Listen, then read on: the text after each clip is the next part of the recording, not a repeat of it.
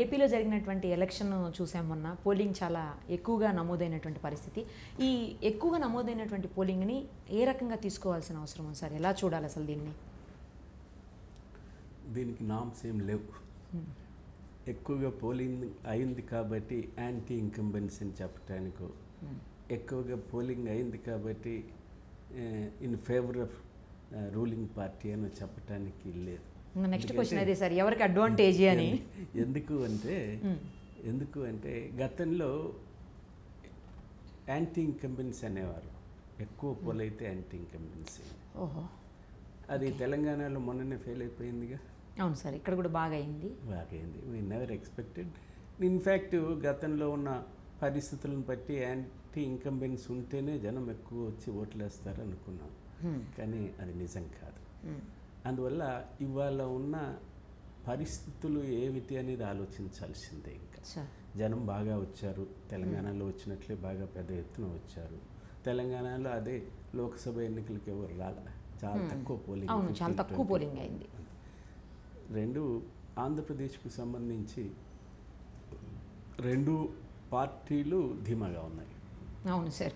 రోజు జనరల్గా వచ్చిన రిపోర్టు సాయంత్రానికి ఉదయానికల్లా లేదు వైఎస్ఆర్సీపీ గెలిచిపోతుంది, బాగా పోలైంది కాబట్టి యాంటీ ఇన్కంబెన్సీ వల్లనే ఇదైంది, ఆయన తిరిగిన కష్టానికి ఫలితం వస్తుంది, అంత బాగా ఓట్ చేశారు, యూత్ ఓట్ చేశారు అని చెప్పి చెప్పుకొని ఆయన సభలు సక్సెస్ అయినాయి, వైఎస్ జగన్మోహన్ రెడ్డి గారి సభలు.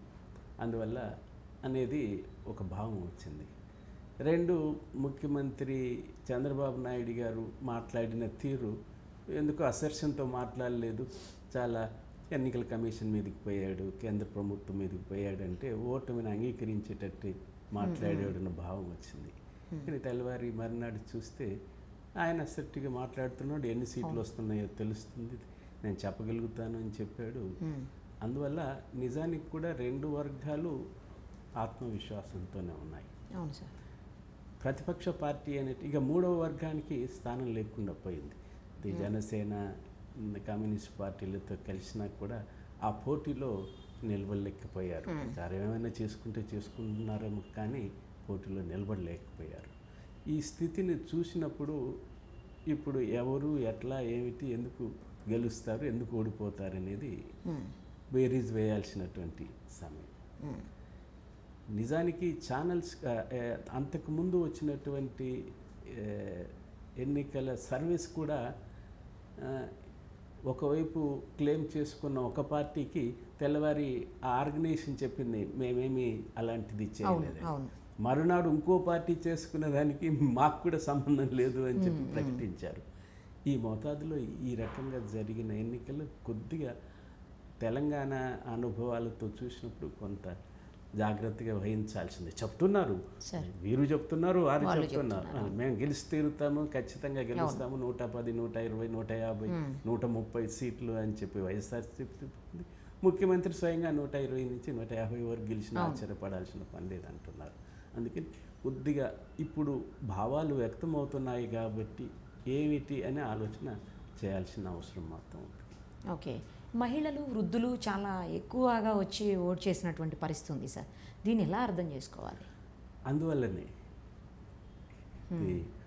ఇప్పుడు వైఎస్ జగన్మోహన్ రెడ్డి వైఎస్ఆర్ పార్టీ ఏమో యూత్ బాగా చేసింది, కింది వర్గాలు మాకు బాగా చేశాయి, బీసీలలో కూడా ఇది వచ్చింది, తర్వాత కాపులు ఒక ఇదిగా ఉన్న కాపులు కూడా లాస్ట్ టైం తెలుగుదేశానికి వచ్చినంత కాపులు కూడా విభజన వచ్చింది.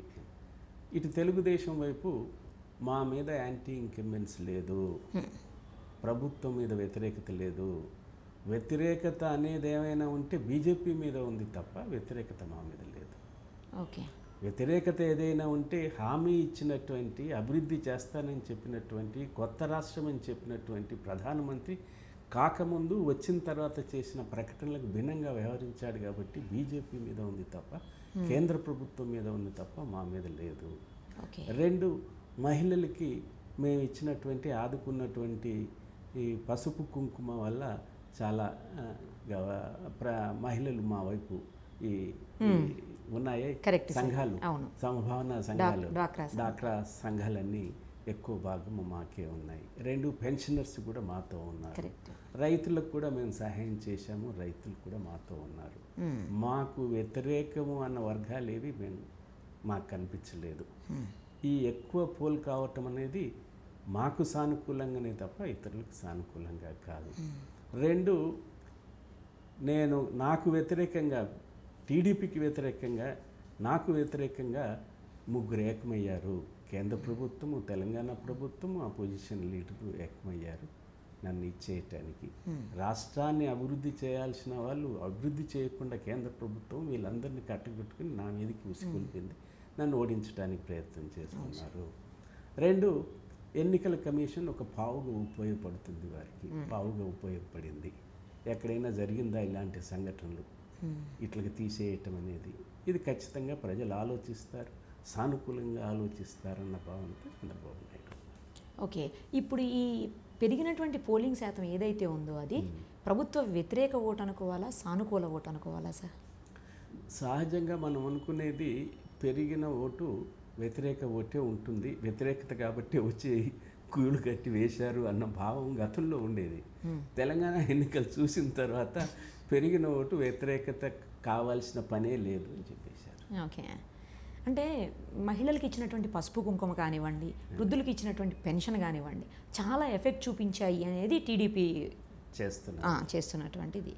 అందువల్ల టీడీపీ గెలుపుకు అవకాశం ఉందని చెప్తున్నారు. మనం ఏం చేయగలుగుతాం?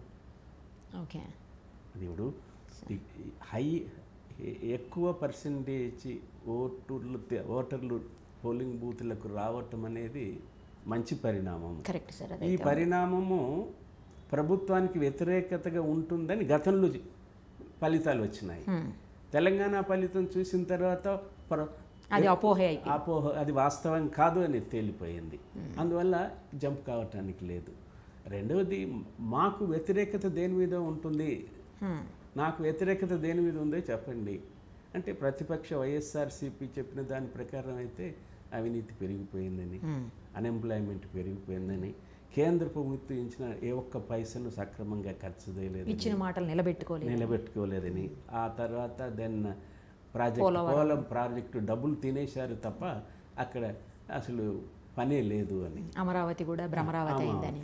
అయితే దీంట్లో ప్రతిపక్ష పార్టీగా చేసిన విమర్శలు ఒక ఎత్తు, వాస్తవాలు కొంత లేదు, కంప్లీట్గా లేదు అంటే ఉన్నాయిగా, స్ట్రక్చర్స్ వచ్చినాయిగా, కడుతున్నారుగా. నేనైతే పోలవరం చూసి వచ్చాను.